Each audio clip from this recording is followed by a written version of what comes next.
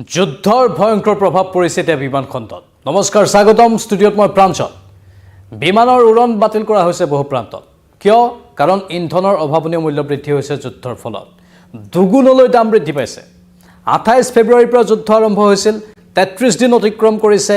এই মুহূৰ্তত সবাতোকৈ ডাঙৰ খবৰ, বিভিন্ন ক্ষেত্ৰত যেনেধৰণে ব্যাপক প্ৰভাৱ পৰিছে যুদ্ধৰ, বিমান খণ্ডতো ব্যাপক প্ৰভাৱ পৰিছে আৰু বিমান যাত্ৰাৰ ক্ষেত্ৰত এতিয়া বাধাৰ সৃষ্টি হৈছে। গোটেইখিনি আমি আপোনালোকক বিশদভাৱে বৰ্ণনা কৰিম। আচলতে মধ্যপ্ৰাচ্যৰ এই যুদ্ধই মধ্যপ্ৰাচ্যৰ পৰা উৰা বিমানৰ সকলো যাত্ৰা বাতিল কৰিবলৈ বাধ্য কৰাৰ এক পৰিৱেশৰ সৃষ্টি কৰিছে। আমাৰ হাতত সেই গোটেইখিনি তথ্য আছে। কিমান বাঢ়িছে ইন্ধনৰ মূল্য, সেই ইন্ধনৰ মূল্য বৃদ্ধিয়ে কেনেধৰণে প্ৰভাৱ পেলাইছে, যাত্ৰীৰ মাজত কেনেধৰণৰ হাহাকাৰময় অৱস্থা, তাৰ মাজতে আকৌ ভূতৰ ওপৰত দানহ প্ৰহাৰী। আমেৰিকাৰ তৰফৰ পৰা ব্যক্তিগত বিমান প্ৰতিষ্ঠানক বা অসামৰিক বিমান প্ৰতিষ্ঠানক টাৰ্গেট কৰি লোৱাৰ খবৰ, যিটো খবৰে বহু প্ৰশ্নৰ উত্থাপন কৰিছিল। আমি এবাৰ ক'ব বিচাৰিছোঁ, বিমান পৰিবহণ খণ্ডত যিটো যুদ্ধৰ ভয়ংকৰ প্ৰভাৱ পৰিছে তাৰ গোটেইখিনি কথা। এমাহত দুগুণলৈ বৃদ্ধি পাইছে ইন্ধনৰ মূল্য, সমান্তৰালকৈ বাঢ়িছে বাণিজ্যিক চিলিণ্ডাৰৰ দাম, যিটো কথা ইতিমধ্যে কালিৰ পৰা আমি সম্প্ৰচাৰ কৰি আছোঁ। মধ্যপ্ৰাচ্যৰ পৰা হাজাৰ হাজাৰ বিমানৰ উৰণ বাতিল কৰিবলগীয়া অৱস্থাৰ সৃষ্টি হৈছে। 28 ফেব্ৰুৱাৰীত যুদ্ধ আৰম্ভ হৈছিল, তাৰ পাছত পোনপটীয়া প্ৰভাৱ এতিয়া বিমানৰ ব্যৱহাৰ হোৱা ইন্ধনৰ ওপৰত পৰিছে। যুদ্ধ আৰম্ভ হোৱাৰ পাছতে মধ্যপ্ৰাচ্যৰ পৰা হাজাৰ হাজাৰ বিমানৰ উৰণ বাতিল হোৱাৰ সময়তে ইন্ধনৰ অস্বাভাৱিক মূল্য বৃদ্ধিয়ে জুৰুলা কৰিছে বিমান পৰিবহণ খণ্ডক। যুদ্ধৰ এদিন পাছতেই প্ৰথমবাৰলৈ বাঢ়িছিল ইন্ধনৰ মূল্য। 28 ফেব্ৰুৱাৰীত যুদ্ধ আৰম্ভ হৈছিল, তাৰ ঠিক এদিন পাছতেই হঠাৎ ইন্ধনৰ মূল্য বৃদ্ধি পাইছিল। 1 মাৰ্চত 14,065 টকা বঢ়াৰ পাছত প্ৰতি কিলোলিটাৰ ইন্ধনৰ মূল্য হৈছিল 1,10,703 টকা। পাছে 1 এপ্ৰিল, মানে আজি এই মুহূৰ্তত যিটো আপোনালোকে পোনপটীয়া সম্প্ৰচাৰ চাই আছে, 1 মাৰ্চৰ পৰা 1 এপ্ৰিল, পূৰা এমাহৰ পাছত এতিয়া যি মূল্য বাঢ়িছে বিমানৰ ইন্ধনৰ, সেই মূল্য বৃদ্ধিয়ে চকু কপালত তুলিব আপোনাৰ। 1 এপ্ৰিলৰ অৰ্থাৎ আজিৰ দিনটোৰ মূল্য বৃদ্ধিয়ে সকলোকে আচম্বিত কৰি তুলিছে। একেদিনাই প্ৰায় দুগুণলৈ বৃদ্ধি পালে বিমানত ব্যৱহাৰ কৰা ইন্ধনৰ দাম।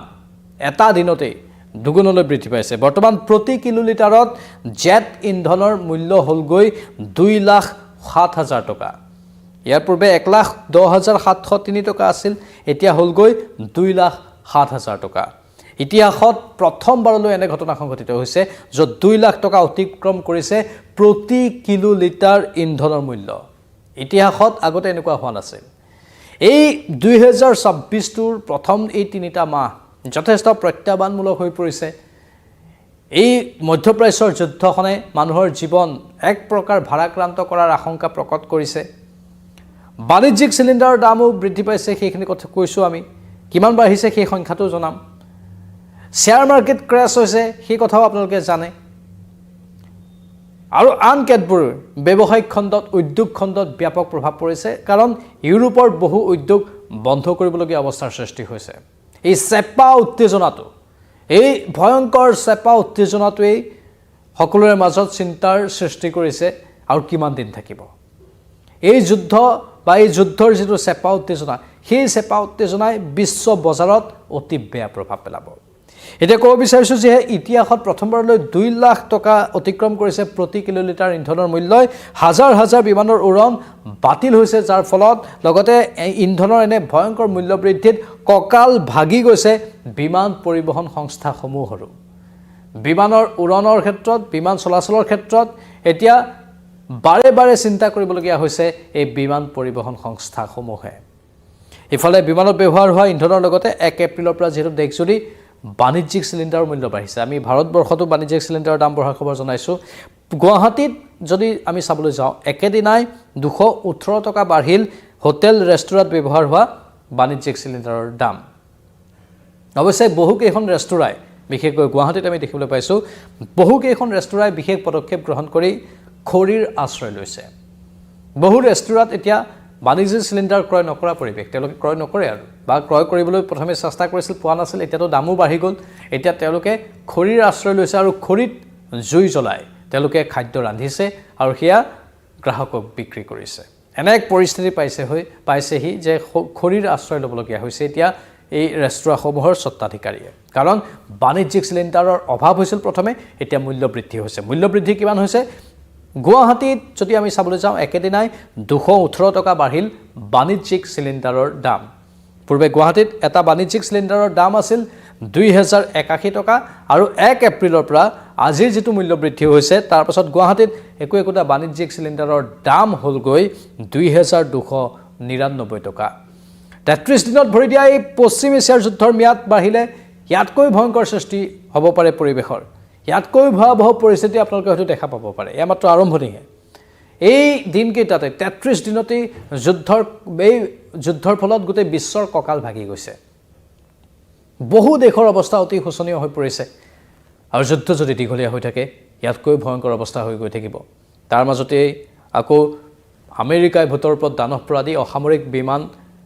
মহান এয়াৰলাইন্সত যিখন ইৰানৰ অতি পুৰণি 32 বছৰ পুৰণি এয়াৰলাইন্স কোম্পানী হয় মহান এয়াৰলাইন্স তাতো আক্ৰমণ কৰাৰ খবৰ এটা আহি গ'ল আমেৰিকাই ক'লে যে তাত ইৰানৰ ৰিভলিউচনাৰী গাৰ্ডৰ সামগ্ৰী বিস্ফোৰক কঢ়িওৱা হৈছিল যাৰ বাবে তেওঁলোকে আক্ৰমণৰ লক্ষ্য কৰি ল'লে তাৰ বিপৰীতে ইৰানে দাবী কৰিছিল যে তাত তেনেকুৱা কোনো সামগ্ৰী কঢ়িওৱা হোৱা নাছিল সেয়া অসামৰিক খণ্ডৰ এখন বিমান আনকি সেই মহান এয়াৰলাইন্সৰে কেইবাখনো বিমানত ভাৰতবৰ্ষৰ একাংশ ইৰানত আবদ্ধ হৈ থকা লোকক তাৰ পৰা ভাৰতলৈ উভতাই অনাৰ এটা প্ৰয়াস চলাই থকা হৈছিল হয়তো 1 এপ্ৰিলতে সকলো ঠিকে থাকিলে 1 এপ্ৰিলৰ আজিৰ দিনটোতে হয়তো তেওঁলোকক ভাৰতলৈ অনা গ'লহেঁতেন কাৰণ ইয়াৰ পূৰ্বে কেইবাটাও ভাগত বিভক্ত হৈ তেওঁলোকক অনা হৈছে একাংশ আন একাংশক আনিবলৈ প্ৰয়াস চলাই থকা হৈছিল কিন্তু মহান এয়াৰলাইন্সৰ ওপৰতে আক্ৰমণ চলাই দিয়াৰ ফলত সেই যাত্ৰাও এতিয়া ৰুদ্ধ হৈ গ'ল বা স্তব্ধ হৈ গ'ল মানে চাওক গোটেই যুদ্ধৰ পৰিস্থিতিটোৱে